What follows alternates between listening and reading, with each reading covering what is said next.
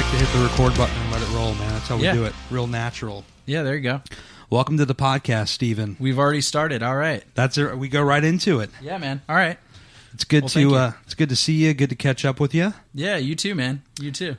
I want to talk about a variety of things today. I don't know that there's a good place to start, but I just want to say that in 2017, I'm happy to see you still out there making music, performing music. I don't know if you remember this, so I'm going to throw this out there. Okay. I want to say it was 2009. This would have to have been after Pix. Okay. I saw you at Outback. I was with my now wife. We were on probably one of our first dates. Wow. And I ran into you and I asked you what was going on. And I think at that point, maybe you were in the middle of projects. Sure.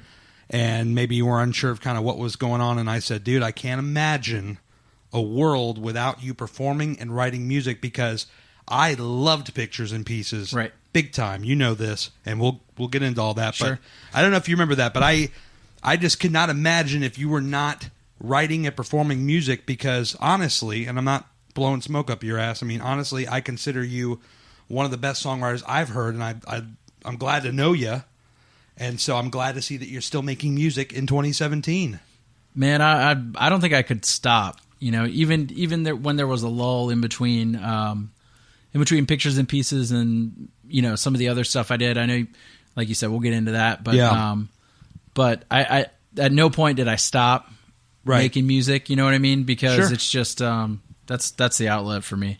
Yeah. So I mean, it means a lot, man. You've been around a lot of music. Yes. I mean, the whole time I've known you, you know, most of the time we see each other's at shows. So, absolutely. So I know you got a lot of exposure, so it means a lot. I mean, obviously, Chris Barrett has been a huge influence on me musically. I mean, he was kind of the brainchild behind Pictures and Pieces, but I learned a lot from that. It definitely going into the studio with that guy is you ain't kidding. It will make you better, and you know, you can probably tell a few stories too there. Yeah, I wish I got to work with him when I was a little more older and more mature, because I think at the time that he and I were working together, I probably wasn't ready for a lot of what was going on.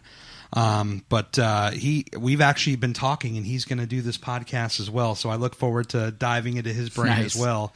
But let's take it back to the beginning. I mean, when did music come into your life? I mean, you're a guitar player. You like to write songs. Like, at what point did you start picking up guitar? We always had guitars around the house. Okay. So who was the musician in your family? My dad played guitar, and my mom sang. Wow. So, you know, kind of the weekend thing for them, they'd have a couple of glasses of wine or a couple of beers and, you know, get into the music, and it would go on for hours. No kidding. So as kids, you know, we wanted to be involved. I wanted to be involved anyways. So I think naturally I just kind of, you know, moved in that direction. I remember the first few times I picked up my dad's guitar, he'd get pissed off, you know, because he'd be like, hey, wait a minute, you know. Don't touch my guitar. That's right. My dad, he would say, my dad had that, you know, in the Vietnam War, and he brought that home, and like it's been in the family for, you know, for a while, and basically, you know, it's not a toy. Yeah. Well, I just kept picking it up when he wasn't home and playing it, and then I think finally he realized, you know, when his guitar was all out of tune, and, you know, that he noticed I'd been playing it a lot, he said, all right, well, let me sit you down, teach you at least a couple things. So he taught me a few basic chords, and he had a spare guitar that he said, all right, stop playing my nice one. Yes. Start playing this one. So, man, that's the guitar that I played from the time I was like 10 to the time I was about 20. So, until it met its end on a beach trip one time, a buddy of mine stepped on it and, broke it almost in half, but it was tough. Brutal. It was tough. But you know, that's the kind of stuff that happens when you're 21. And did you keep the guitar? Trip. Oh yeah. I kept the guitar. Actually, funny. I decided that like I wanted to be a real rock star and like smash a guitar one time. Yeah. It was at a Club East Coast show. I know you remember that. I remember. Was this your last collab show? It was, if not the last, it was one of the last your last collab shows. And you know, I thought, well, what better way to be a rock star than smash a guitar? So I wasn't going to smash a totally useful guitar. So I picked up that one, and you know, pretended like we were going to do some kind of acoustic thing. I might have played like 3 or 4 notes and then smashed it. Yeah. And it happened to be like a good turnout. So at that show, so it really felt like a rock star to smash a guitar like that. Yeah, was that one of the old Apex booking shows? Oh yeah, Mikey. that was a Mikey. Don't sell your tickets in the parking lot kind of show. I want that door money. Don't sell them tickets. Right. And we're like, well, we want to play again, so we want to make sure that it looks like we sold as many tickets as sure. I still have tickets from those shows laying around. I'll find them random places. Like, I guess I didn't sell those 10. So he never asked for them back. It was just he wanted only the money you got from those tickets. Oh yeah. I mean, Mikey, we had a cool working relationship. Yeah. I think he always wanted us to sell more than we ever did. But I think those shows, they really kind of changed the Northern Virginia music scene. Yeah. And not just because of Mikey. I mean, Mikey definitely played a big role in it because they were his shows. But right. The bands that were coming up at that time, it was, Starside Fire was around. Chris Barrett's band that he was in at the time after a band with you, and then another band with... the band with me was Good Day Gone, and then he did Rain Delay Theater with Andy and my cousin Larry. Right. And then he moved on to Starside Fire, and that band was incredible. Yeah, they were great, and they were awesome live, and they were doing things, and they were from... They always said they were from D.C., but, we knew Chris kind of from growing up, so I always felt like they were from, close to us, and they were doing Warped Tour and stuff like that, and so that was like, for me, growing up and I didn't really hang out with Chris in high school, but once we kind of realized that we had the same taste in music, we started hanging out more. And I think the first time we ever hung out was at an Over It show. Nice. At Providence Rec. There you go. And then I think that's actually the first time I met Larry too, because so you have met Larry. Yeah, I don't know if you guys' paths crossed. We have, yeah. If I remember, it was Providence Rec Center, and I think Starside Fire and Rain Delay Theater on the same bill played on the same bill. Easy for Chris. Yeah, My God, right. It's convenient to be Chris at that point. Right, and then and I'm pretty sure it was the Over It show too. So it was they were headlining. It was just like an awesome show to be. I mean, it's one of the kind of shows I would have always wanted to be. Sure. A part of, having seen those guys in high school, and kind of grew up with that being sort of the goal. It was like, let's move to California and be in a rock band. And how do you what was your way into this kind of scene? I know my way was my cousin Larry, who introduced me to Over It, and I had a keyboarding class with Seth at Mount Vernon. Right. And he sold me the Duck EP and the Ready series in school. This was in my senior year. And then I remember the first show I ever went to was Goaty Hook, Stave Saker, The Strider, and Boxcar Children. And he was like, dude, you have to see The Strider. They're amazing. Changed my freaking life going to this show. And ever since then, it's been, ongoing. So what was your gateway in there? Well, I mean, I always grew up, my cousin, who ended up being in your last collapse with me, but my cousin Denny, who you've met. Yeah. He was always in bands growing up. And he's my older cousin, so it was kind of like a cool, I always saw it as like a really cool thing to be involved in. And, as I got to high school, actually, let me take it back a little bit further. Before high school, some friends of mine in middle school were kind of into the same thing. We thought it'd be really cool to be in a band. We kind of had like a band where nobody really played an instrument, but we were all like in a band. So we always wanted to be a band. We always aspired to be in a band. And then finally, when I got to high school, I saw, I saw the guys in Over It doing really well. Yeah. I had a class with James my freshman year. Yeah. And funny enough, James always picked on me in high school. I mean, we only had one class together, but like lighthearted picking on, or he didn't like you initially? Well, I mean, probably a little bit of both. I mean, you know how kids are in high school, and I think he was a senior or junior when I was a freshman. Yeah. So, I was like, I didn't know what I was doing, but I remember checking out Over It on mp3.com way back in the day. That was like how you could get music, before there was Pure Volume, kids. That's there right. was mp3.com. Right. They're like Pure Volume. What's that? Oh God. Yeah. I only know Instagram and Facebook now. No, I continue to date myself on a regular basis with my references. Oh yeah, don't mention MySpace like with any. If you're trying to act serious at all, nobody will take you seriously. But MySpace, I go back to Friendster. Ooh, See, I don't know that I ever was on Friendster. I'm not sure, but I digress. So so, anyways, I remember downloading their MP3, and I think it was 10th grade was the song.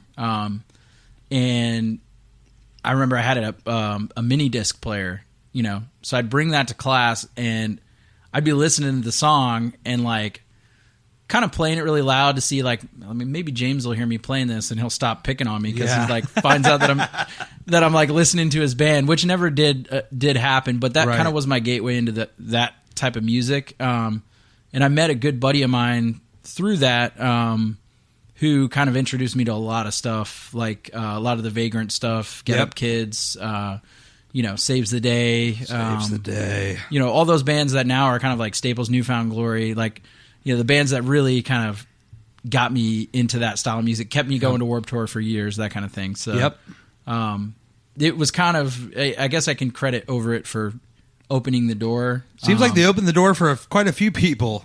Yeah, because I was into some really stupid crap. Like I think I might have been listening to Disturbed before that.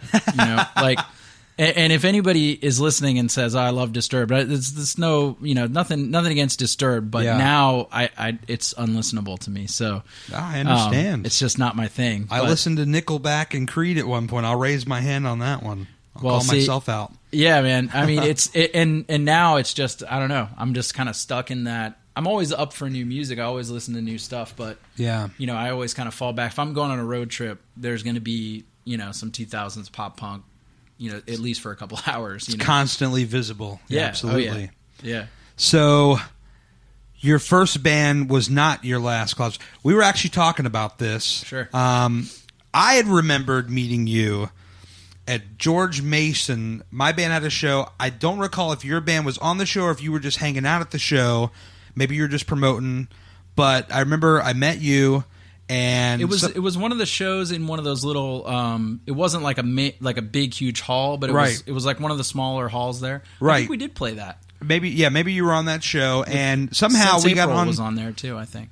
Yeah, we got we got on the topic somehow of we both knew Chris. Somehow we got to that in conversation, and that was when I remember meeting you. But you corrected me via text and informed me that in fact we had met before that, and just Gary doesn't remember that time. So go ahead and tell me about the time we really first met. So and I think it was indirectly. Okay, so I was trying to think how this whole show came about, but it was I was in a band called Causing Effect, not to be confused with Common Effect, right? Which was a much more popular band in this area at the time. But I booked them on one of these shows you're about to talk about. I was in a band called Causing Effect, and we were kind of a weird, a little bit harder edged style. That was at the time I was getting into stuff like Thursday and a little bit more stuff on the hardcore spectrum, end of the spectrum, as far as punk music's concerned. And so, we were playing stuff a little bit more like that. And there was a kid in one of my classes, and I want to say his name was Cam. Okay. And he was in a punk band. Okay. And he had spiky hair, and I'm sure he played a BC Rich, something with like lightning bolt shapes on it or something. Yeah. I don't remember exactly, but I remember him being in a punk band and him like, I don't know if he told me about the show or he knew I was in a band, and that was kind of like the only connection we had. Right. And so somehow I ended up on the show at Indus Indian Cafe off of Beulah. Yeah. And I think it was one of the shows with, I want to say it was Days Like These, because that must have been the show. Because at the time I was promoting for Victory Records, and I was doing promotion for whoever else I could. So I was promoting for Lobster Records, right. Victory Records. You get on one of those street teams, and they send you all this cool stuff. Yeah, exactly. I was in it for the cool stuff. Were you ever on Radio Takeover at any point? I was not. Those guys? I was not. If there was free stuff involved, then I probably missed out, because that's. Yeah, I got into a great show via Radio Takeover. Shh, don't tell them. they were promoting the Taking Back Sunday takeover tour with Recover, From Autumn to Ashes, and Breaking Pangea. Oh, yeah. And I got in free to that show. Me and one of my old bandmates got into that show for free because of Radio Takeover. So I can get with you on the free stuff, no doubt. Victory was awesome, actually. They were I mean, they would have occasionally asked you for, proof of like what you were doing. Yeah. Take pictures of you hanging up these flyers. But I certainly took it a little more seriously with them because, I mean, they even sent me like a Christmas card and stuff. Yeah. And like, they got me into Warped Tour and, that's awesome. So you kind of felt like you were doing something cool. Yes. So that was definitely, so anyways, that's how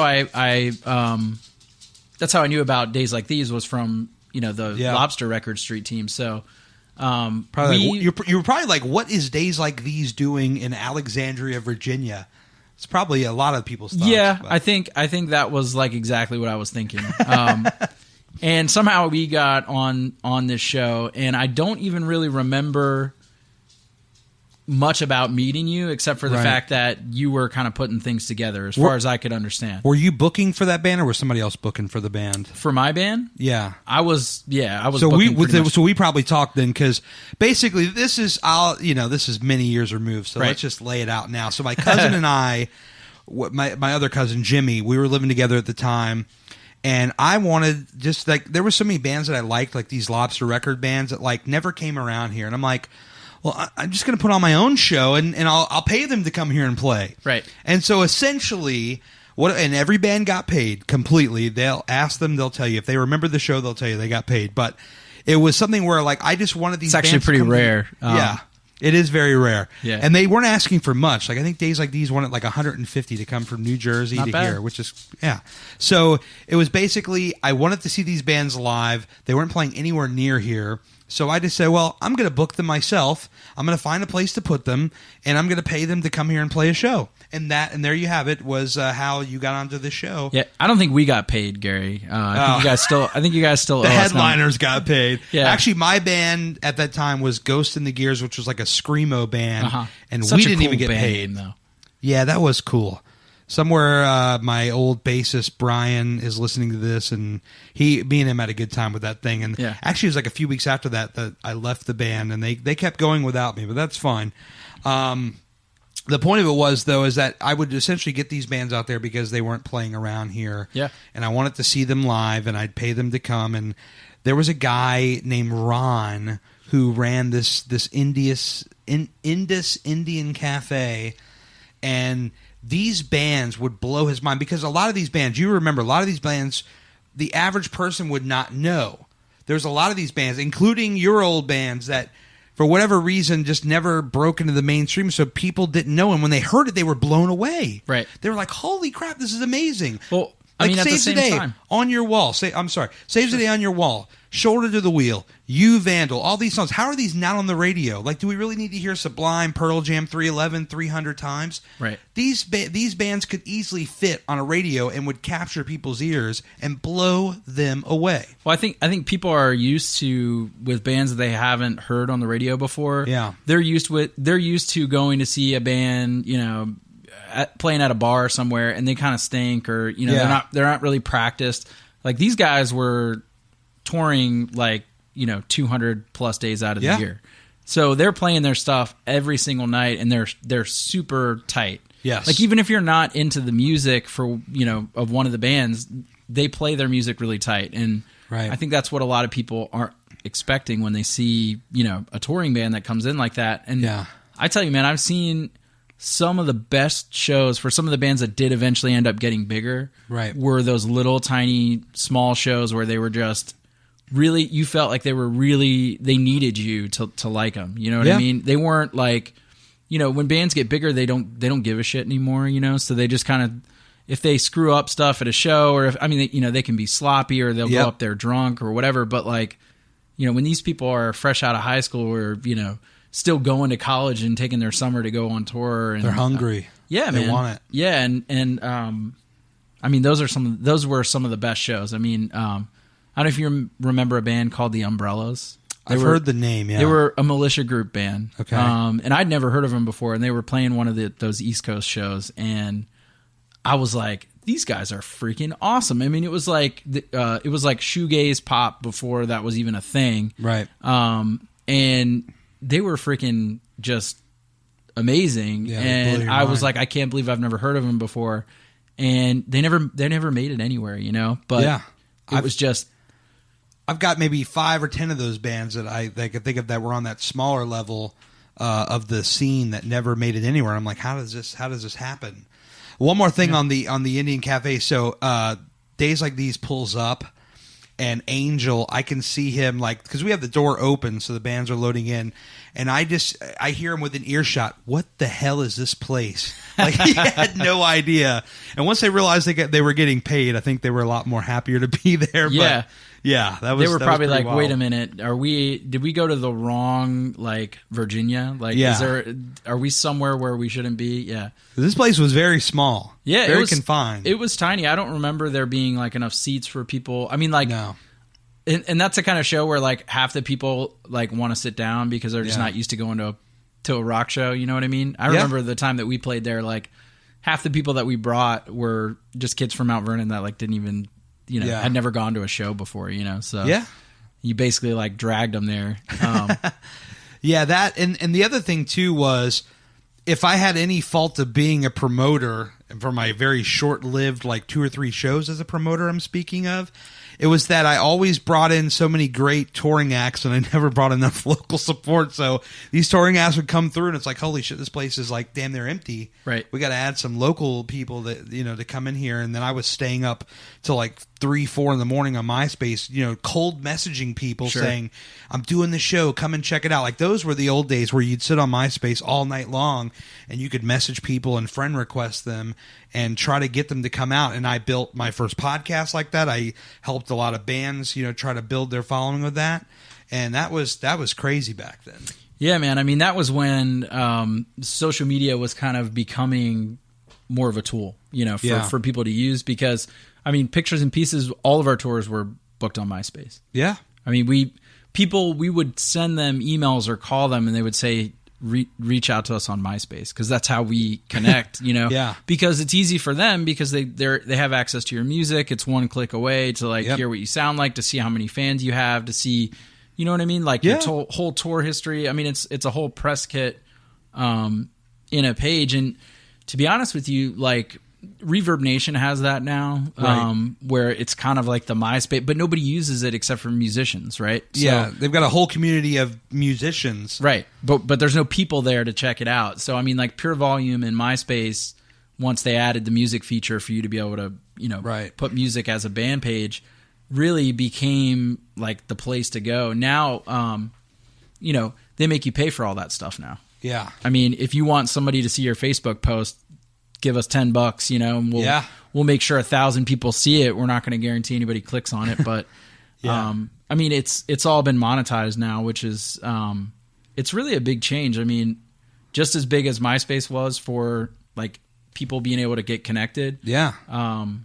Now they're making people pay for it. So like people are trying to find other ways, you know. Yeah, that was a huge stretch back then. I want to say like 03, 04 to maybe 08, 09 possibly, where you know, bands could explode off of MySpace. Right. There was several bands that got discovered on MySpace. I think MySpace even signed a band or two, like those two guys, Summer Obsession, that became somewhat Sherwood big at the was time. a MySpace band too. Really? Yeah.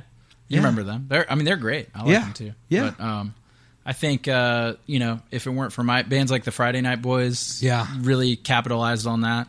Yeah. I mean, that's a perfect example right there of, you know, a lot of things came together. Andrew wrote some really catchy songs. Yeah, sure did. A lot of people liked them, and I think it started out as kind of a fun thing that he was kind of doing on the side. Yeah, and it turned into something huge because of the internet. You know, the internet exploded at that point. Yeah, they had suitors, like people, labels contacting them. It's like stuff I dreamed of. You know what I mean? Stuff I've been working for forever. Right. So yeah, I mean, that kind of goes back to what I was saying about Northern Virginia. And I don't know if we have any listeners that are not from Northern Virginia. I hope you have tons of them. Yeah, well, we're working on it. We're only a few weeks in, but we're working on it. All right, so you know, I guess what I'm trying to get at is that this music scene really exploded kind of shortly after the time we're talking about.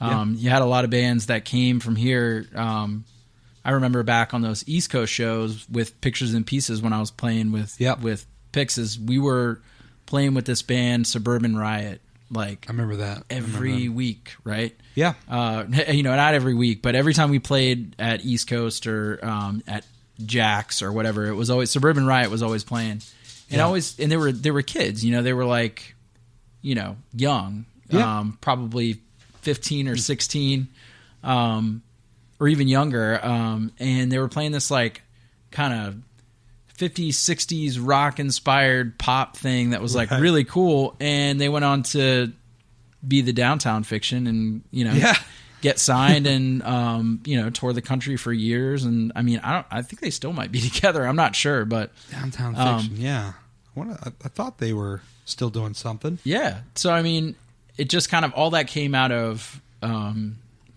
people put in a lot of work. I mean, you remember the Flipside Festival. Yeah, obviously. That got huge. I mean, I remember when it was just Providence Rec, and then holy crap, we're playing Bull Run now. Right. That thing became, I think it was 2005. You had like early November over. It was on that Acceptance, Rufio, just like this insane starting line. Starting line, yeah. It was huge. Yeah. I mean, it was definitely a little bit surreal. I mean, for me to be in that setting where like these are all the bands I listen to. Right. I think Fall Out Boy actually played. They were in 2004 festivals. Yeah. And for me to be there and be like, these are like the bands that are in my CD player, like when I get in the car, like right now. Yeah. Was really cool for me. I mean, all that whole time was a little bit surreal because I really felt like our band could go places, And which one are we talking about? Pictures and Pieces. Oh yeah. I felt like we had a lot of potential. We just kind of reached it a little bit too late. Right. I think Chris was working with the Friday Night Boys already, and that was a little bit, it's like you got a bag of Halloween candy, right? Yeah. You like everything that's in there, but one candy you like a little bit more than the other, and you're just going to make a trade. To get a little bit more of that candy you really like, and you can let go of the one you maybe don't like as much. I kind of felt like that's what we were to the Friday Night Boys for Chris. Well, let's jump into Pictures and Pieces because I remember, and this is okay. So I actually did have a second stint of booking things. I knew Guy, who I worked with, and above our printing shop there was this space that he was opening up with recording studios, rehearsal rooms. Just kept running into you all over the place. Yes, absolutely, absolutely. And I told him, I said, why aren't you doing shows up here? Because there was like this room that looked like, I mean, I've seen shows in basements. I once saw Fairweather, Over It, and Staring Back in some guy's basement in Vienna or Fairfax, wherever the greenhouse was, okay? This room was double, triple the size of that. I'm like, you could do shows up here. Then, of course, there's zoning and parking, which was all issues of these shows. But so anyway, the very first show, you and Chris show up and you do acoustic, and I remember the very first time I heard The Blinded, I'm blown away. I'm screaming. You guys are on, and this is how much of a young, kind of just immature fanboy I was. And I'll call myself out here. I'm screaming at you guys while you're on the stage, like, send me this MP3. Like, it's not recorded yet. I'm like, I need this song in my life. I had an AIM screen name named after The Blinded. I loved this song the very first time I heard it. And so when did you guys get together and decide we're going to do a project? Because you were in your last collapse. Right. And I don't want to gloss over too much, but so where did your last collapse end and Pictures and Pieces begin? Good question. So, like I kind of mentioned before, Chris and I had started to hang out more, and we were obviously into the same stuff. And I was in your last collapse, and Chris kind of came to me and said, hey, man, I'm thinking about doing something. Right. Would you be interested in doing it? Because Starside Fire was over at this point, right? They were still going. They were like searching for a bass player. I mean, they kind of had some things, some parts that were moving. It wasn't officially over. The singer at some point. Yeah, and I think they had a replacement guy come in, and then so they were kind of in between stuff. And I think Chris saw that it was going to probably come to an end pretty soon, so he had already started kind of working on some new songs, and he came to me and I said, well, man, I love what you're doing musically. Like, Starside Fire at the time is like one of my favorite bands, so I'm like, me too. I'm like, but I'm in a band right now that I've committed, my time to. So, as much as I want to say I could, because you would need me to fully commit to that. You know what I mean? Because obviously it's going to be good. I knew it was going to be good. And Chris is determined. He wants you all in, all or nothing. And so it was kind of the thing. He was like, all right, well, we'll see how this goes. And he kind of, I don't want to say backed off a little bit, but because we still hung out and everything. But he didn't ask me about it for a while, and then it just so happened that maybe a month later, our bass player decided that he was gonna leave the band. Yeah, and so I kind of saw that as an opportunity to say, well, instead of like just continuing with me and Drew, which was our drummer at that time, and looking for a new bass player, and kind of, I said, well, maybe I can use this as an opportunity to go try something with Chris. So test the waters. Pretty much the day that I found out that was going to happen, I hit up Chris, and he was like, yeah, man, let's do it. And he was, at the time, he was like, Starside Fire was thinking they might have another, run singer change. Yeah. And so I actually first went in to audition for that band.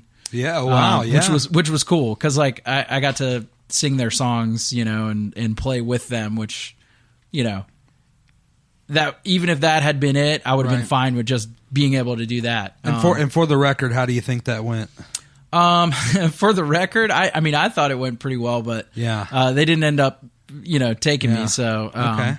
And then, they ended up, I think, doing another tour with, Alex, and then that was it for them. So that really opened the door for Chris and I full time to attack this project. And in the meantime, Chris had already recorded 2 songs, with Paul Levitt. Was this the Blinded and Control Me? You see, I'm sure you were one of the first people to get them. You damn right I was. Yeah, and I was, and me too. And this was before I had committed to the project. And I was like, Chris, man, these are awesome. Yeah. It reminded me of Acceptance. When I first heard the Blinded, I was like, this is like Acceptance. This is what they should be doing. And then, sure enough, Phantoms came out like right around that time or after that, and I'm like, wait a minute, it is what they're doing, Yeah. And I was just I was like addicted to that song, to both of those songs. Yes, same here. And we never freaking played Control Me live, man. Can you believe that? For the record, I bugged Chris about that quite a bit, and he was like, I don't know, man, I don't know. Maybe we'll get to it. I especially when we did that reunion show, I really wanted to play that one. So maybe if we do another reunion show, or hint, hint, wink, wink. If Chris and I get together for a podcast with you later on down the road, then we can do something, because I've always wanted to. I'll demand an acoustic performance of that. Maybe if I get you guys in the same room together to do a podcast. All right, we'll see. We'll set that up. We'll set that up. So that's kind of the story of how that segue happened. Yeah. So you guys got Control Me, The Blinded, and then the Wake EP comes up. Yep. So, I mean, I remember the first time I heard that thing, Beyond Paradise and Make It Out. I mean, these were great songs. Yeah, man. Those were, Chris and I basically sat, he had pretty much the shell for most of that already written. Right. Or at least the ideas were written. And so my input was mostly lyrics. Okay. Him and I, work together. So he'd come over and bring the acoustic, and we would just, go for hours trying to figure out, because he had these awesome melodies, right? So I was trying to figure out, or him and I were both trying to figure out, how can we take those melodies that you have and then make them into like some pretty thoughtful lyrics. And I think, on the Wake EP, in hindsight, things were pretty cryptic. I mean, it was like hard to figure out exactly what the meanings of some of those songs were. Right. And I think, maybe that was just inexperience with trying to do what we were doing, which we got a lot better at with the full length. Oh boy. That most people never heard, but we'll get there. But yeah, man, it was kind of a crazy thing. I mean, the collaboration was different than anything I'd ever done, because I'd been mostly the primary songwriter before. Yeah. And to come in and do something like that, I was honored because I know Chris is, super talented. So no doubt, Chris is going to listen to this and be like, "I'm the man." But you are the man. You are the You're man. the man Chris. now, dog. We love you, man. And you guys had quite a. You guys, how did you guys land on getting the rest of the members? Because I know there was probably a couple of lineup changes in there somewhere. You got Andy in there, right? And I think Andy was on board right about the same time I was. Right. I mean, I think Chris knew Andy was talented. Yeah. They'd already played together, so and so he kind of knew what Andy was capable of. Actually, I think Chris's initial intention was for Andy to play more of the lead stuff, and that I was going to try to play guitar. Yeah. After one practice, we figured out I wasn't going to be able to do that. Not only is Chris pretty talented with guitar, I mean, because if you listen to a lot of those melodies, a lot of it's really syncopated riffs, and so I just didn't have enough rhythm in me at least at that point in time to do that. But also it was like the vocal melodies on top of playing those guitar parts. I just wasn't good enough to do it. Yeah. And I told him straight up, I'm like, dude, we're gonna have to get somebody. I can't do this. And for the record, when you go in the studio with Chris, I used to call him One Take Barrett. Now, granted, he would want to take a few more takes, but like in my opinion, I could hear him do one take and it would sound good enough to be on any record. Right. But then he would do it a couple more times. So I used to call him One Take Barrett in the studio. So I was not One Take Lucas though. Okay. Being in the studio with Chris was because I had another small experience in the studio before that with my previous band. Yep. And a lot of that stuff was one take, and not because it was so good that it was one take. It was just we need to save paid money for like 2 days of yeah. studio time, and it needed to get done. Yep. And I didn't have any idea what it was like to be in the studio, what it meant, like what should be getting done, like, what you should have done in day one and what should be left for day two. And like, So Chris had all that, he'd been in the studio with, all sorts of people several times, Matt Squire, Paul Levitt. I mean, like, people that were professionals, so I went and literally my first experience in the studio, we showed up at the studio and the engineer wasn't there. Right. So we knew his name. Right. Okay. So we looked him up in the phone book.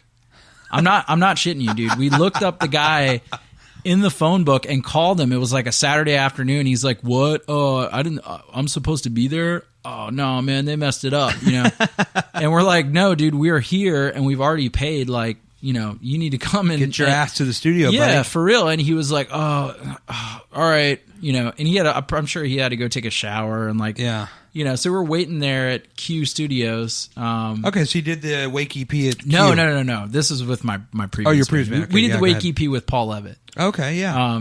All the pictures and pieces stuff was Paul Levitt. Okay. With the exception of a couple demos that we did with a few different people, but I don't think any of that was ever released. All the stuff that was released was Paul Levitt. Yeah, I've got a couple of versions of these sitting somewhere. You can blame Guy for that. Oh yeah, he used to slide in and he knew I was a fanboy at the time, so he'd say, "Oh, this is the new stuff right here." Yeah, here's the new. Hey, do you have the demos from last week? Last week's take. Here you go. So let me ask you this: that you said that. Do you have any of the Line of Sight demos? Yes, I would love to get my hands on some of that stuff. Oh yeah, absolutely. Because we now, there's just none of it left. I mean, I think I might have had one song that we demoed, but I would love to get my hands on some of that. I've got like Moving On, Share With Me, stuff like that. Oh man, we need to link up, dude. Chris and I had talked about Chris, Andy, and I really had talked about finishing that album. Yeah, like maybe this year. This year's kind of wearing away, but it is getting a little away from us. When you get Barrett on here, you better press him about that. Oh, I will. Now I got that nugget. I had his word. He was like, "Yeah, we're doing it." So I will tell you this. It was what was it, 2011 or 2012 when you guys did the reunion at Rock and Roll Hotel? What year was that? 2012, I think it was. 2012, yeah. Okay.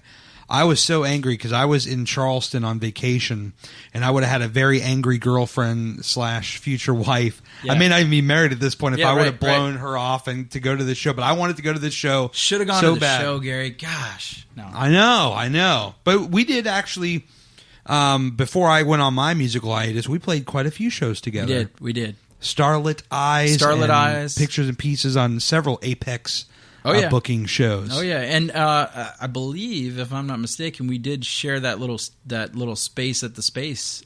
We did for some bit of time. I know you guys recorded some demos there. Yes, we did, and also there's actually a funny video that I believe you guys posted with it was like Walk This Way. Remember that? Oh, and you slipped in man. some footage of me like lip syncing to some. I don't even know what the hell it was. I was probably just drunk or whatever, but. We don't drink, Gary, all right?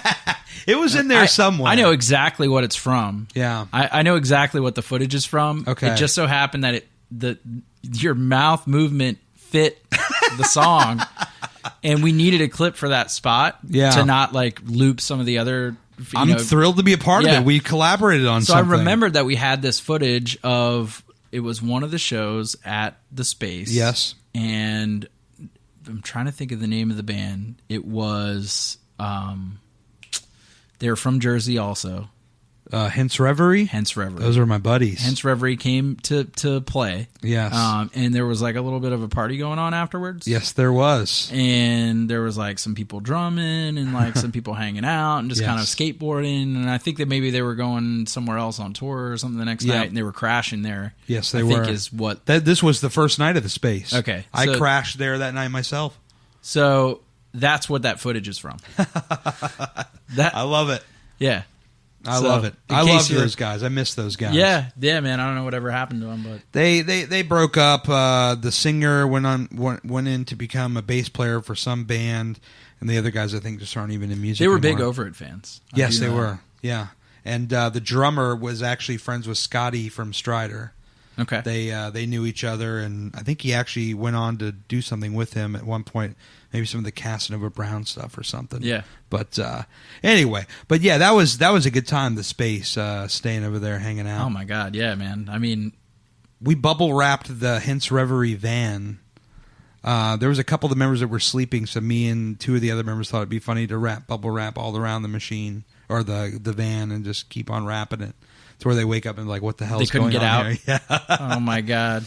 And then Guy was like, "What happened to all of our bubble wrap, Gary?" Yeah, it's all gone. Yeah, right. Now you guys worked with him as well. He was doing some kind of a street team or a label or something? The Saturday team. Saturday team. Yeah. What was that all about? I don't remember. I just printed posters for you guys. I remember that. That was the label we signed to. So, Pictures and Pieces. We did a couple label showcases. Yeah. We did one for Victory. Victory passed on you? Well, I'll tell you what. Victory said that a couple of us had the look that they were looking for, but that some of the others of us did not, and that we needed to work on that image. So it came down to a looks thing. Yeah, that's what they said. Really? But also, Tony is the guy's name, the owner of the label. Yeah, Tony. So Tony was supposed to be there, and Tony was sick. So they set up a video camera. And the way that showcases work, at least in my experience, we've done just a few of them, but the way that they work is these people don't... It's not like a regular show where there's people up in front of the stage. You kind of feed off the energy of the crowd. Yeah. We were in this we flew to Chicago, right? On our own dime. They didn't fly us in, but we flew to Chicago, and we're at this rehearsal space that they had set up for us, and they had the stage lights on like it was a real show, but you couldn't see anybody. So it was like we were playing, to nobody. So that was a real challenge, but so they had this video camera set up. And they were like, "Look, man, you guys sounded great. I mean, we can tell you can replicate what's on the CD, which is, one of the biggest things we look for." But they were like, we want to kind of track you guys, and we'll be in touch. Here's what we're seeing. It's kind of an image thing. We got look at all of our bands on our label and kind of get an idea for what we're looking for. Oh, I see. And we'll check back in with you. And basically we were like, fuck you guys, man. Yeah. I'm sorry. I don't know if you might have to bleep that out. No, later, that's fine. No. But that's kind of, we were like, what is that? You know, I mean, when you're doing this showcase, is Line of Sight already done, or is this before Line of Sight? This was for the Wake. Okay. Okay. And we did another one in New York, because at the time Over It was signed to Virgin. Yes. And they had a guy over at Virgin, Don, who was their Virgin rep, who liked our band a lot. So he got some people out to come watch us when we played at CBGB. Right. And like probably a month after that or a few weeks after that, all those people were gone from Virgin. Oh, my goodness. Yeah. Virgin cleaned house. And that's kind of part of what happened to Over It is, you know, everybody who was backing them over at the label was no longer working there. So they really had nobody to like push their album, and they kind of got shelved. But it's probably got to be tough too, being on a major like that. You know, you kind of get lost in the. They kind of like have like there's certain bands like, okay, we're going to put a lot of money into this band, but maybe not as much into your band. I think they got outmarketed by what was the big band that was on Red Virgin? Jumpsuit Apparatus. Yeah, that's it. Yeah. I'll always have a sore spot for those guys now. Yeah, knowing that, if you hear their song and be like, that. you know what? And Over It was so much better of a band. I mean, they had that one hit, you know, the Feel Like a Man. Or I don't know what it's called. Yeah, whatever that. No, but that's the point. We can't remember it, right? But I can remember every word to Siren on the 101. Of course, right? Yeah. It was on 2 of their albums, so that kind of helps. But for the record, quick over at sidebar. Were you a fan of the 5-piece or no? Yeah, I come on, man. I was an Over It fan, so I liked everything they did. I did too, but I can't say. I mean, for me, Timing Is Everything is sort of my favorite record. But a lot of that record had another guitar on it layered in. Yeah. So, at least from what I can hear when I listen to it. So sure. I don't think the 5-piece changed much. I think that the band was evolving into that, you know, going in that direction. If you look at kind of where they went from Timing Is Everything to Silver Strand to Step Outside Yourself, it was kind of a natural progression. Yeah. Not a negative progression. Like yeah, right. Yeah, not an oxymoron like that label's name. Yeah, so I don't think it had very much to do with, you know, adding Ryan to the mix. Yeah. You know, I'm a little bit bitter because, you know, I thought Peter's voice was just so much more unique than Ryan. So when they and no offense to Ryan because he can sing, right? Yeah. I love Don't Look Down. I was a huge Don't Look Down fan, but maybe I'm a little bit biased towards, you know, Over It, but you know, when Runner Runner came out, I remember listening to that song Believe and thinking, this is pretty badass. Do you remember Believe? It's the one with Peter singing. Yeah. It's like one of the only 2 or 3 with Peter singing. But, you'd hear him a little bit in other songs, but not quite as much. But man, I was like, yeah, they're going to be great. And then pretty much the rest of it was Ryan, and I was just a little bit disappointed. But yeah, a little bummed. Yeah. So let's talk about Line of Sight. All right. Line of Sight. This album, I remember at the time that this album came out, I was doing my old wrestling radio show, The Shoot, and I was playing some of these songs like coming out of commercial breaks. Sure. Every single week. I didn't even tell you guys this because, you know, I mean, like, you know, because there's a whole thing like if you play too much music on like a podcast, you get in trouble. Really? Not that you guys were going to come after me or anything, but the Saturday team was going to, man. Yeah, they were going to come. Meanwhile, guys slipping me the MP3s. Yeah, I think watch out for those guys.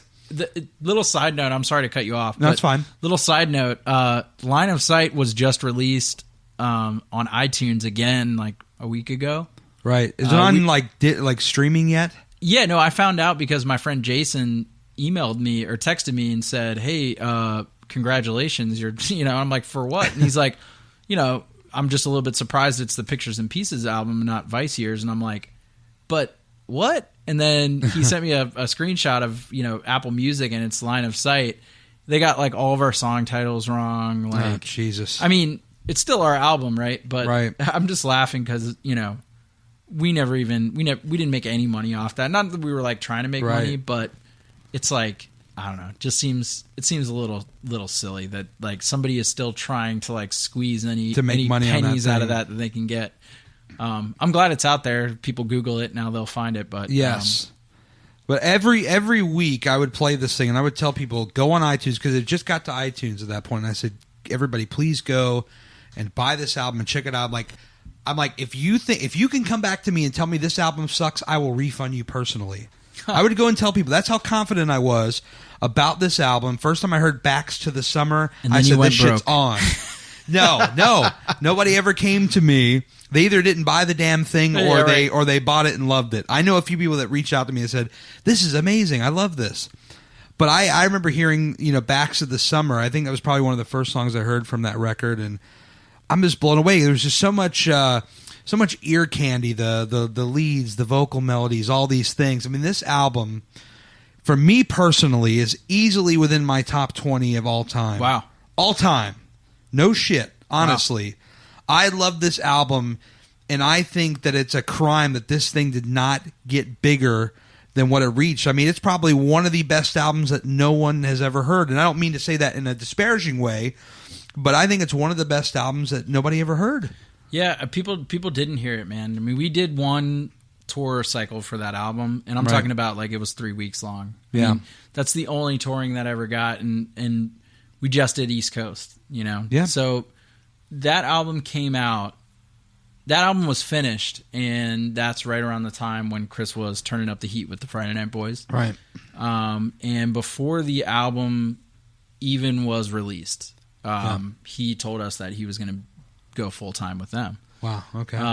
So we kind of had a choice. It was like either we just say forget it, or we already had a tour booked. I mean, we're talking about like the album was supposed to be released like maybe a few weeks after that, or so we had a whole tour lined up. We had a lot of plans. So we said, well, Chris, you're obligated to the tour. You're not getting out of that, right? Yeah. And he's like, I mean, I didn't know if you guys still wanted to do it or what. And we're like, hell yeah, we want to do it. So we ended up calling that tour Tourcation, because we toured. We played mostly beach towns. Nice. Probably one of the most fun times I've ever had being on tour, because you really, like, before there was like, it was always fun, but there was a little bit of pressure where you felt like you really had to present yourself well, and like, you had to, play as good as you possibly could, or, you couldn't make any mistakes. And, with knowing that Chris was going to kind of leave the band and not knowing what we were going to do after that, we kind of said like, well, let's just have fun,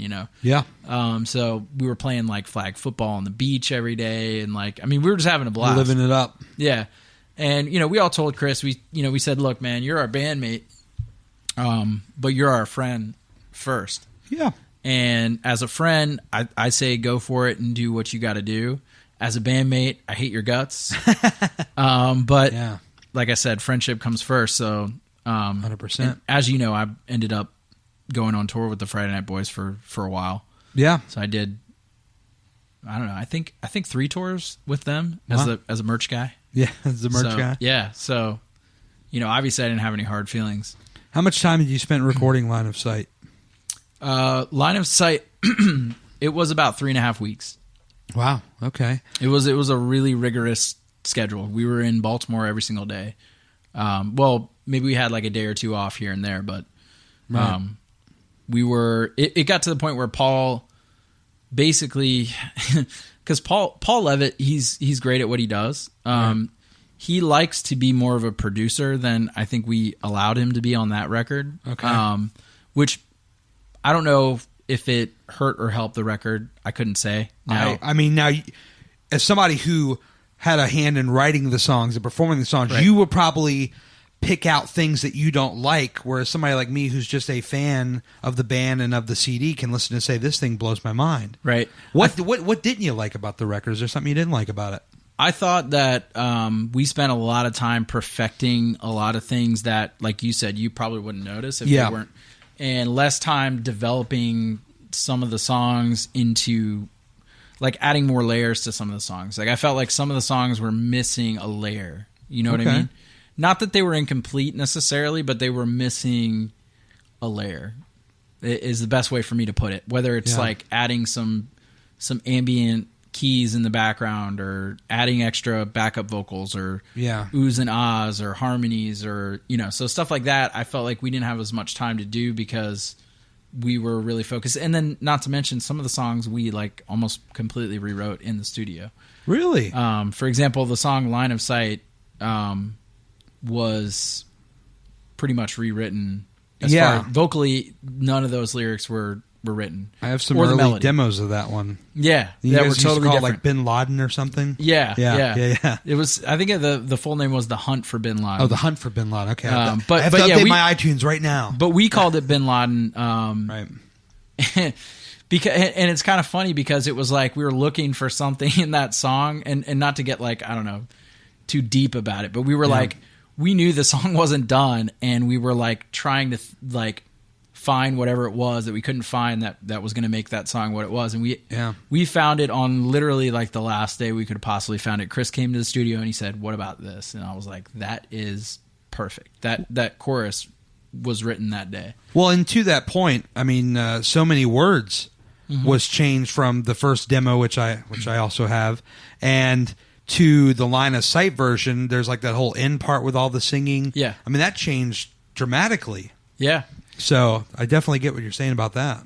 Yeah, I mean, some of the songs I think had a little bit more love than some of the other ones. For example, Backs to the Summer. That one was, we kind of knew that was going to be the single, so we had to make sure that was good. That was my ringtone for at least a year or so. The Blinded, that's the first time I ever sang The Blinded on recording. Yeah. Because a lot of people don't know Chris actually sang that song the first time around. And Chris and I think most of the reason why our voice sounds similar is because Chris wrote a lot of the songs and I was singing what he wrote. And so I kind of would try to emulate the way that he would sing it a lot of times. Well, the first time I heard the Wake EP with that version of The Blinded, I did not know, or I had forgotten that Chris was singing on that, and I thought it was you. Right. Easily. Yeah, like people just assume the singer, like maybe we recorded it or whatever. You just and there's not. And when you play that album or that EP all the way through it, you can't really tell. When it goes to that track that it's Chris and not me. It just kind of sounds like, I'm singing a little bit different. Yeah. So yeah. So, but did this album? I mean, to put a bow on it, I mean, it was phenomenal. I wish more people heard it. And I absolutely, now that I have this information, I'll be bugging Chris to see. Now, when you say finishing up a record, you're talking about some of these other songs, the Moving Ons, the Share With Me, those kind of songs. Move Along, Share With Me. Andy had a song that didn't make it to the record because I think Jesse fought to get his song on the record. Right. So, what was his song? His song was "Brighter Skies," the last song on the Brighter record. Sky, okay. It sounds a little bit different than the others. If you now when you go back and listen to it, you'll kind of hear what I'm talking about. But But so Andy had another song that was supposed to go on there. There was one you guys had that I think you guys had like a nickname for, it was like Panty Dropper or something. Can you? That one? Yeah. I don't even remember calling it that, but if you somebody named it that. It wasn't the name of the song. It was just like a nickname. No, what I'm laughing at is that you probably had it from like the computer demo, and that was like what somebody titled it. Because I had stuff that I had no business having, but I was a big fan. Come on, dancer. And I think we changed it to like "Give Up the Lost Dancers." We don't have the words for it, but that's one of them. Yeah. Okay. So these are songs that could eventually materialize. There's a couple songs Chris forgot about because we were talking about it, and I was like, "What's the one that goes like this?" Texting him the lyrics, and he's like, "First of all, I can't believe you remember that. Second of all, I don't even remember that song hard. Like it sounds familiar, but I have no idea." So I have to get those demos from you. Yeah, no, I will definitely hook it up. There was actually a song that he did back when I was in one of my first bands with him. I heard him playing guitar on a song, and I remember he called it like Keychain or something. I've asked him about it like every year since, and he has no idea. He's like, "What the hell are you talking about?" I don't think he ever recorded or did anything with it, but Chris, it's like you'd walk into his house and he'd be playing something and it would sound really awesome. Yeah. You're like, "What's that?" "Oh, it's just something I'm doing." Yeah. So now, Pictures and Pieces over, we kind of talked about kind of how that, winded up and everything. And then you get into Operator. Is that the next project? Yeah, so Operator, which then became Vice Years because there's a new metal band called Operator. And actually, at one of our first shows, somebody showed up looking for the other band operator and was just devastatingly disappointed. I mean, he was like, you guys aren't operator. Like, don't go around saying you're operator. He was like pissed off about it. Wow. Like, and he was a big guy with it. like some tribal tattoos and stuff. So like, probably didn't want to mess with him. I mean, I'm sure like he's got a closet full of like Affliction shirts or whatever, and like I have a closet full of those. Right, but this guy, like, he would actually act on it. I feel like, you know what I mean? Yeah. Not that you're not tough, Gary. I don't doubt that at all. But he just looked like a guy that was like looking for something to get into, like looking for a fight. Yeah. So we changed our name because of that guy. Well, Vice Year sounds good. That was Andy's. Andy came up with that name, and I thought it was pretty cool. Like right off the bat. Actually, the first time I heard it, I'm not gonna lie. The first time I heard it, I was like, I think we can come up with something better. But then I took it home with me. It wore on me a little bit. Yeah. And then I was like, you know what? That sounds kind of like unique and different. And, What's the meaning behind it? Andy's gonna have to tell you that. Okay. All right. So you're gonna have to get Andy on the next podcast. Andy, you're up. You know what? Actually, Andy would make just an awesome podcast guest, dude. Yeah. I mean, because you get that guy going, and you never know what you're gonna end up talking about. I will tell you this. I was at your show at the Fairfax Fair, or Celebrate Fairfax, as it's called now. And he was doing, I guess it was the cover song. He was singing the lead vocals on the Coheed stuff. Yeah. This guy can sing. And I remember hearing it. This will not surprise you, but I still have some old Rain Delay Theater demos, which he sang on.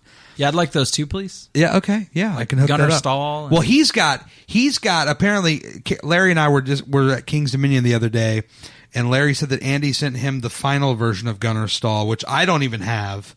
I have like the OG Gunnar Stahl that before it was finalized. Well, I have like a whole EP from them, but if you can pass it, I've got a collection of songs that I need to get from you now. Okay, we'll make it happen. I got a Dropbox. You got a Dropbox? Yeah, we'll I do do. it. So, but anyway, he was on the vocals, and I'm like, this guy, man, he can sing. And the only thing I will say to you is I would love to hear a little more Andy incorporated in some of this future stuff. So, Mr. Stephen Lucas, I'd love to hear some of that. I agree. If you come and see we play a lot of cover gigs as well. Yeah. Just locally, to kind of keep our chops up. Because one thing we learned with pictures, and this kind of goes back to what we were saying about the scene in general. We oversaturated our market a lot. Pictures and pieces. I think that's probably that lost us a little bit of steam because we were playing every weekend. So nobody make them want you a little more. Absence makes the heart grow fonder. So what we do now is we'll go out and maybe once every month or once every other month we'll play like a gig. Or even more seldom than that sometimes. But in the in between, we'll play these cover gigs where we don't beg people to come out. We don't, you know what I mean? If whoever shows up, and they're not expecting us to bring a bunch of people, and it keeps our chops up. And actually, this new batch of songs that's starting to come out of that is different. I think because we've kind of expanded at least for me, expanded what I'm able to play, and kind of opened up my mind to like different, songwriting techniques and speaking to that, I mean, because your last collapse, you played and sang Pictures and Pieces. You were just a singer, and then now you're back to guitar and singing. What is it like going from playing and singing to being just a singer to going back to it? Like, do you have a preference of what you like more? I mean, obviously you're playing and singing now, but are you doing that because that's the circumstance, or that's where you want to be? I think it would be cool to kind of be somewhere in the middle. Okay. I do now. If I take my guitar off, I kind of feel like I don't know what to do without it. Right. I got way used to that before with Pictures and Pieces. I didn't have a problem without an instrument. The mic was. You were all over the place. Right. I don't know. Maybe I'm getting older now, and like the guitar's like a little bit of a crutch to like rock out with. Well, you started with the guitar. I mean, did. That's where you got your start. Actually, started with the same guitar I'm playing nowadays too. So yeah, Telecaster. Still have it. Yep. Yeah. Still have it, but And just as a side note, like my dog's yawning and he's walking fine. across. So if people hear weird noises, it's my dog has been on this podcast a few times. Okay. He just doesn't know it, but he's been on it a couple times. Right. But yeah, I mean, I think I like both. Right. I like playing guitar because that means I get a hand in writing the songs. Yes. If I'm not playing guitar, I almost feel like I'm going to lose a little bit of that because I might bring a song to practice, but Well, so who's doing a lot of the writing? Is it like kind of spread between you and Andy? The other guys have input into that? So typically what's been happening with Vice Years is Andy and I, I'll have an idea, like kind of a shell idea, and I'll record it here, at my place, and then I'll play it for everybody and get people's feedback on it, and then I'll bring Andy in, and Andy and I will sit and usually like re-record all the guitar parts, record the bass. Right. But for some of the more, the more recent songs, I've been bringing the idea to practice, and then kind of we're getting feedback and starting from scratch, kind of like a more organic way of writing. Yeah. Also, the one song we're working on now is our bass player Tom's first song where he actually recorded the bass for it. Okay. So that's cool too because he's super talented. He's a great guitar player too. Wow, I didn't know that. Yeah, you can play them both at the same time. So I didn't know him before your band. I can't met play him them both at the same. As far as I know, that would be awesome if you could. But yeah, you didn't know Tom before? Or? No, I didn't run into Tom before Vice Years. So Tom was in Burn the Ballroom. I've heard that name. They're a local band that's doing pretty well. And then actually Tom auditioned for Your Last Collapse. Did he really? Yeah, that's where I first met Tom. So things just come full circle, don't they, man? They really do. Yeah. You're back to guitar. Tom from your past is in your band now. Mm-hmm. You got Andy in there. I mean, this band. I mean, they're you guys really got some good stuff. I mean, it's like Runaway. You guys just put that out.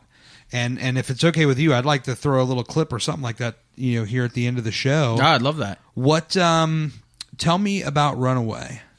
Runaway is a song that, like I was just saying, started out with I had a riff, pretty simple riff, right? But a vocal melody, and that I had kind of come up with, and brought that to practice, and the energy from us playing it at practice was like what drove that to actually being a song because the recorded version it's good, I like it, but you really got to hear that song live to feel kind of what that song is, because I don't think it translates as well as I would have liked it to on the recording. I still like the recording, don't get me wrong. That sounds good. But it's one of those ones that I just love playing live because it's got a ton of energy in it. And Andy kills it with that little solo thing that he does.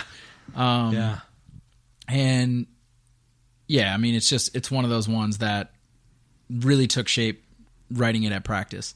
Yeah. And we got a couple new ones that we're working on right now that have started completely in the practice space. So that's always exciting because you really get to feel like this is what our band actually sounds like. And so that's what I'm excited to hear because at this point we don't even know. It's been, and a lot of bands write songs like that. I mean, I think most bands write songs where one or two songwriters get together and they have ideas, or people bring a shell of an idea and it kind of build off of it. But it's pretty rare that I think a lot of bands maybe do it for their second or third album where they like go get hauled up in some cabin somewhere and write an album that way. Yeah. So it's really cool to see like what that kind of turns into. So I'm excited. Definitely. Well, you've been so generous with your time. I just got a couple more for you. Yeah, man. So the future of Vice Years, where do you kind of see this thing going in the next couple of years? Is there like a full length on the horizon? Where do you kind of see this thing in the next year or so? So this is a prototype for our EP that we're gonna hopefully put out sometime real soon. Oh, nice. Maybe you can post a picture of it on the podcast. I don't know. Pictures don't work on podcasts. I'm not very familiar with this medium. We can take a picture and throw it on the website. Gary'sPodcast.com. So for those of you that can't see it, it's a little cassette case with us dressed in some seriously 80s rocker gear. And it's got a USB flash drive inside with a little cassette tape sticker on it, which is pretty cool. I love that. That's phenomenal. So that's kind of what we're going for our next release, and it'll be not all new songs because we've kind of released half of them with the first EP. Well, no, all new from the first EP. None of those songs are going to be on it. But for example, it'll have Landslide on it, which is one that we put out a little while ago. And then man, I'm excited about some of these other ones that are on here that you haven't heard yet. What's kind of I look forward to hearing those. Maybe we'll have to make a little barter trade, Yeah, man. Oh, I'll be happy to send you all of our demos. But so what's kind of been the response so far for the Vice Years? Have you had like old Pictures fans that have come into this new thing? Obviously, you've discovered new people. What's kind of been the response to the Vice Years? It's been kind of mixed. I'm not gonna lie. Okay. I think a lot of the people that were fans of Pictures and Pieces they like Vice Years, but a lot of people's tastes have changed, man. I mean, I think a lot of our fans were younger, and now they're into different stuff. So I think overall the reaction that we get has been good. We're trying to kind of find our niche, try to find who's our target market. We're not really sure. We're not really worried about that though. But is it difficult in 2017 to promote a band? Because there's a lot of noise, like on social media, the Twitters, Facebooks, Instagram. There's a lot of noise out there. What is it kind of like to promote a band in this era? You have to relearn everything. Yeah. So something I've learned recently is that, and I knew with MySpace, when that was a big part of promoting your band years ago. But now it's not just MySpace. Well, it's not MySpace at all. But there's like 7 or 8 different social media platforms that you're expected to like get out on. And so, just recently we started embracing Instagram, which like I had no idea how to work that thing before. And now I'm like, okay, I'm Insta thinging stuff, So I mean, we're getting our stuff together, I guess is the best way to put it. It's all in the Instagram stories and make sure you got the location tagging and all that kind of stuff with the marketing. Yeah, man. I mean, I would love to pick your brain about that because I know you've had more experience with it recently. Sure. More recently than I have, but hopefully, we're able to get a hold of some of that stuff and get the music into the hands of some people that haven't heard of us before. And that's going to be the ultimate, like, I guess it's going to be the best way to figure out like what the reaction really is. Cause it's different when it comes to your friends, your family, like people are always like, oh yeah, it's great. But I'm really curious to see, and actually I don't know that we're ready yet because, we're still trying to develop a sound. But I think you don't think you found your sound yet? Well, I think that with this next batch of songs, it's going to be a lot more cohesive. Okay. Because a lot of those songs, so on the first EP, the Operator EP, half those songs were written a good while before that came out. Yeah. And then the other half were much more recent, but still at this point are pretty old. To be fair, you can agree or disagree because you wrote a lot of these, but I think a lot of those early Operator EP kind of sounded like an EP that you put out on your own. Remember that one? Yeah, might have sounded exactly like that. They that. sound very similar. Yeah, because those are... Some of the songs are the same songs, different reworkings of those songs that I had before. So for Operator, for that EP, we had Andy had a song and I had a song. Okay. For this new band that we were trying to put together. Yeah. And we decided that there were a couple of other songs that I had worked on before that might fit kind of the same sound. Yeah.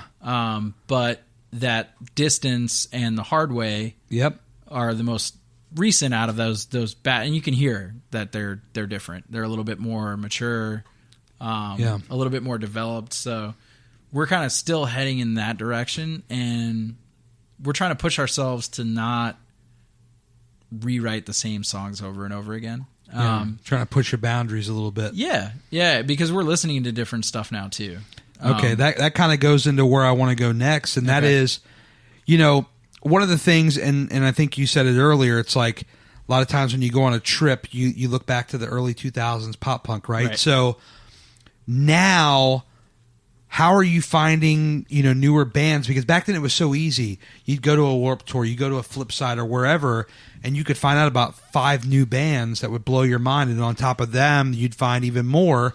Like, I think, as far as what I listen to right now, it's all the old stuff. Like if it's not Vice Years, there's some older stuff. Like I think one of the last newer things I heard was Hit the Lights. Okay. You know, like this isn't a stick up, let's not make it a murder. Right. Like that's like 2006, 2007. So that's where I'm going with it. It's kind of like at that point when I kind of got out of music, like I stopped really like following a lot of bands. So maybe you can kind of clue me in on some of the new stuff to check out and how you're finding some of these bands. Well, I tell you what, I mean, it's I've kind of gotten away from that scene a little bit. Okay. Just because you're right. It's if you're not in it, it's much harder to follow. Like, but is there still a scene? I mean, in this area, I think that's a good question. So yeah, I don't think there's a scene like there was before.